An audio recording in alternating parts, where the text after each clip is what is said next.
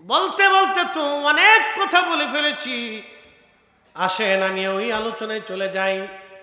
মায়ের পেটের ভিতরে প্রথম 40 দিন আমার আল্লাহ পানিটাকে রিফাইন করতে লাগলেন। কি ছিলাম আমরা? কিছুই না, আমাদের কোনো ক্ষমতা না। আল্লাহ বললেন, কাইফা তাকফুরুনা বিল্লাহি ওয়া কুনতুম আমওয়াতা।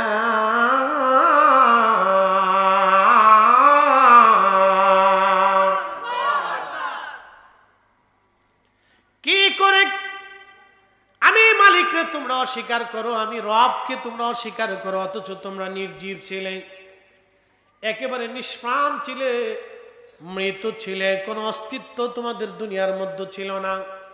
এখানে 100 বছরের কেউ আসে নাই। দাদুর বয়স কত? 80। তো উনি যদি 80 হয় তো এরকমই 80-85, এর উপর আর কোনো নাই।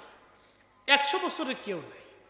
তার অর্থ হচ্ছে 100 বছর আগে আমরা এখানে যারা উপস্থিত, 100 বছর আগে পৃথিবীতে আমাদের কোনো কর্তৃত্ব ছিল না, আমাদের উপস্থিতিও ছিল না, আমাদের কিছুই ছিল না।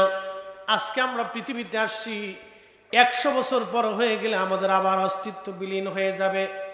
নতুন জেনারেশন আসবে, নতুন জাতি আসবে, নতুন মানুষ আবার পৃথিবীতে আসবে, তারা চলে যাবে, আবার নতুন মানুষ আসবে, তারা চলে যাবে, আবার নতুন মানুষ আসবে।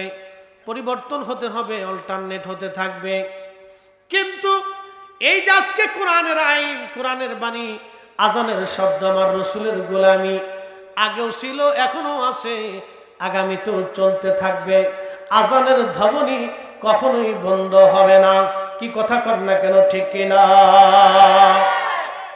কিন্তু আমরা থাকবো না, আমরা চলে যাব। 100 বছর আগে যারা ছিলেন তারা আজ দুনিয়াতে নাই, তারা সবাই কবরের বাসিন্দা হয়ে গেছেন, কবরের বাসিন্দা হয়ে গেছেন। জিন্দেগি তোর যাইরে ফাঁকি দিয়া রে সোনার আদর, জিন্দেগি তোর যায় ফাঁকি দিয়া। ও আদমরে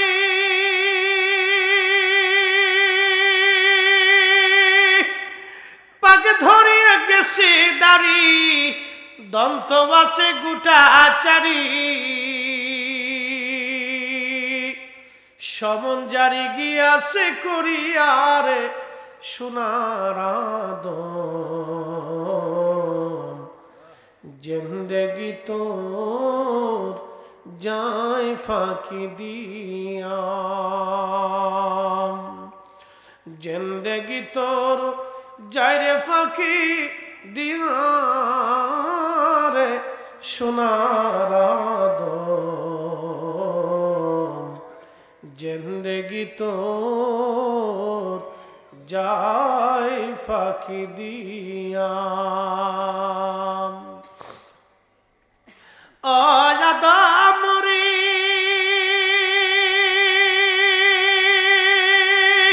কামিনী রই কোলেতে, কাল ঘুমেতে রইলি তুই, সারা নিশি কাটাইলে তুই ঘুমাইয়া ঘুমাইয়া রে সোনার আদর, জিন্দেগি তোর যায় ফাঁকি দিয়া। সালাতুন ইয়া রাসূলুল্লাহ আলাইকুম সালামুন ইয়া,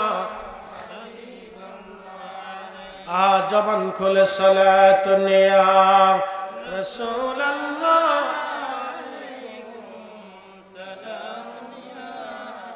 হাবিবাল্লাহ আলাইকুম সালাতুন ইয়া রাসূলুল্লাহ আলাইকুম সালামুন ইয়া হাবিব।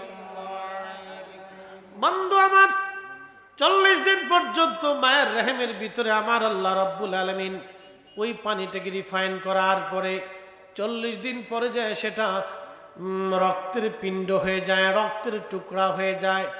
ওই রক্ত টুকরাটাকে আমার আল্লাহ আরো 40 দিন পর্যন্ত মায়ের পেটের মধ্যে আল্লাহ রিফাইন করতে থাকেন, রেহেমের ভিতরে আমার আল্লাহ রিফাইন করতে থাকেন।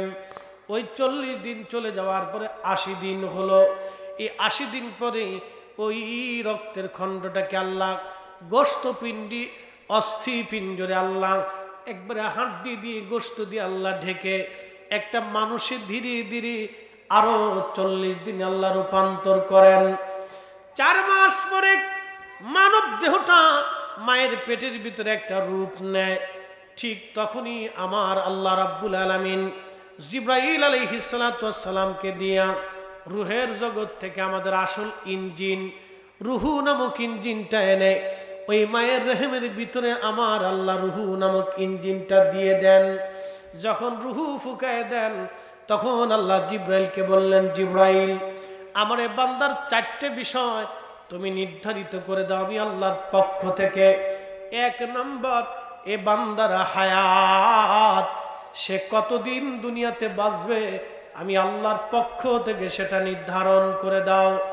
আমি আল্লাহর পক্ষ থেকে নির্দিষ্ট করে দাও 60 বছর বাঁচবে নাকি 19 বছর, না 3 দিন না 10 দিন, কত মিনিট কত সেকেন্ড পর্যন্ত দুনিয়াতে বাঁচবে।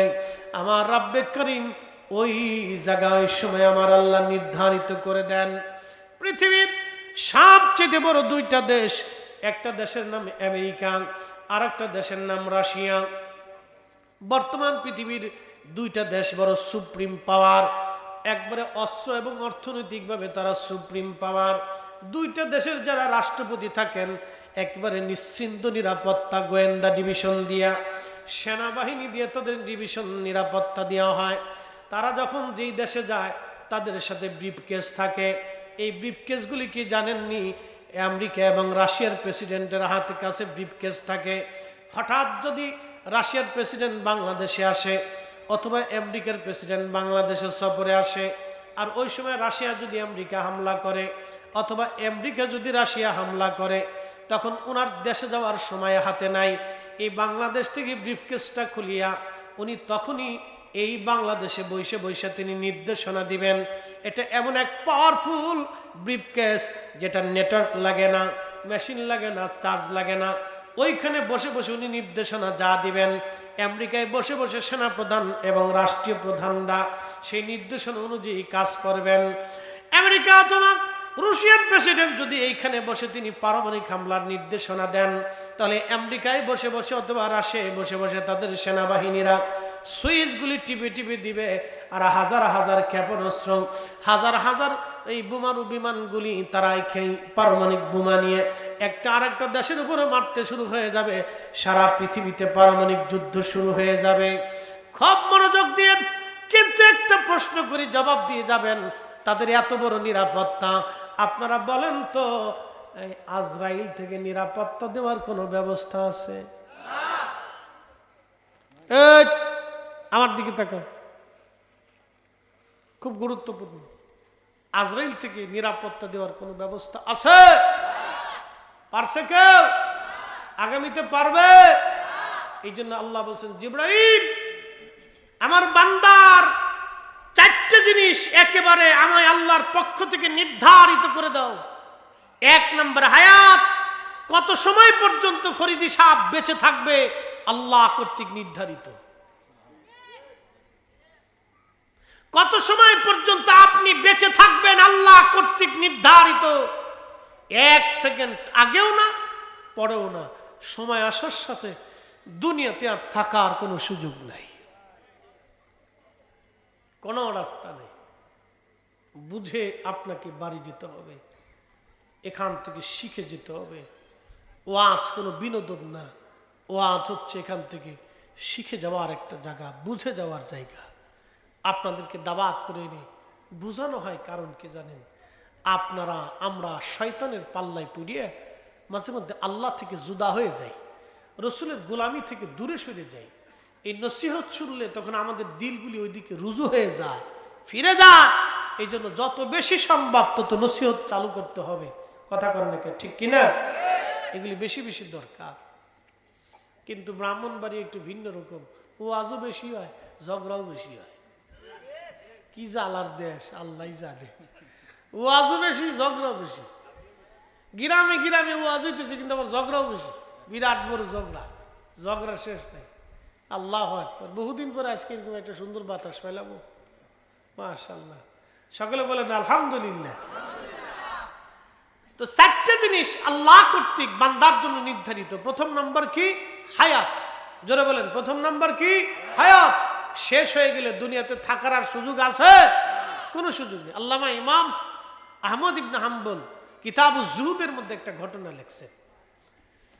সুলাইমান আলাইহিস সালামের তো বিরাট বড় রাজদরবার, যেটা বর্তমান ফিলিস্তিন। এই ফিলিস্তিন ছিল ওনার রাজধানী, বাইতুল আকসা।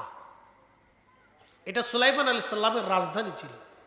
এখানে ওনার বিরাট বড় বড় আলিশান প্রাসাদ ছিল, কিন্তু আজকে নাই। অনেক বড় বিরাট বড় আলিশান প্রাসাদ ছিল সুলাইমান আলাইহিস সালামের, কিন্তু আজকে নাই। উনি একটা রাজ দরবারের ভিতরে বসে রয়েছেন। তো আজরাইল আলাইহিস সালাম ওনার সাথে মাঝে মধ্যে যে দেখা সাক্ষাৎ করতেন। সুবহানাল্লাহ বলা যাবে?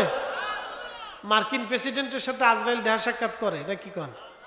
হ্যাঁ হ্যাঁ, দেখেন আল্লাহ পৃথিবীতে দুইজনকে রাজত্ব দিয়েছিলেন মুসলমান, সারা পৃথিবীর রাজত্ব। একজন বাদশা জুলকারনাইন আর একজন হযরত সুলাইমান আলাইহিস সালাম।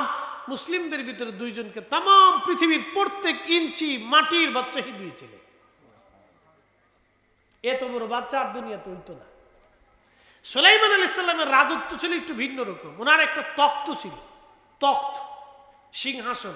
এটি এতটুকু না, তাফসীরের মধ্যে আছে ওনার তখ্তটা ছিল এত বড় যে এই তখ্তের ভিতরে লক্ষ লক্ষ সৈন্য নিতেন, অস্ত্রশস্ত্র নিতেন, ঘোড়া গাদা হাতি দুম্বা উট ভেড়াগুলি নিয়ে উনি এই তখ্তের মধ্যে বসে বাতাসটা বলতেন উড়ে নিয়ে চলো। যেখানে যাইতেন, যেই দেশে নামতে বলতেন, সেই দেশে তখ্তরে ওনার নিয়ে নামাই দিত। আর একসাথে বলবেন আল্লাহু আকবার। তেলও লাগতো না, মোবাইলও লাগতো না, কিছু লাগতো না। কারণ আমরা গাড়ি তেল ছাড়া চলে না, তেল না হলে ঠেলতে হয়। আবার ইঞ্জিনে ডিস্টার্ব দিলে জীবনে কত গাড়ি ঠেলছি মনে নেই, বহুত ঠেলছি। জীবনের প্রথমে 100 গাড়ি কিনছিলাম, নষ্ট গাড়ি, ঘোড়ার ডিম, বহুত ঠেলা লাগছে। ড্রাইভার কয়ে হুজুর একটু ঠেলেন, যা আর কি করার আছে, ঠেলছি, ঠেলাও লাগছে। সুলাইমান আলাইহিস সালামের এমন এক গাড়ি ছিল, ঠেলা লাগতো না। বাতাসে বলতো বাতাস উঠাই নিয়ে সুলাইমান আলাইহিস সালামকে যেখানে ইচ্ছা সেখানে নামাই দিতেন। এত বড় তপ্ত ছিল এই বাদশা সুলাইমান আলাইহিস সালামের রাজ দরবারে। আজরাইল আলাইহিস সালাম মাঝে মধ্যে আসা যাওয়া করতেন। তো একদিন ঢুকে দেখতেছে এক যুবকের দিকে আজরাইল আলাইহিস সালাম খুব তীক্ষ্ণ নজরে তাকাই রয়েছে। সুলাইমান আলাইহিস সালাম লক্ষ্য করতেছিলেন যে আজরাইল ওই যুবকের দিকে তীক্ষ্ণ নজরে তাকাই রয়েছে, কারণটা কি? আজরাইল আলাইহিস সালাম চলে গেলেন।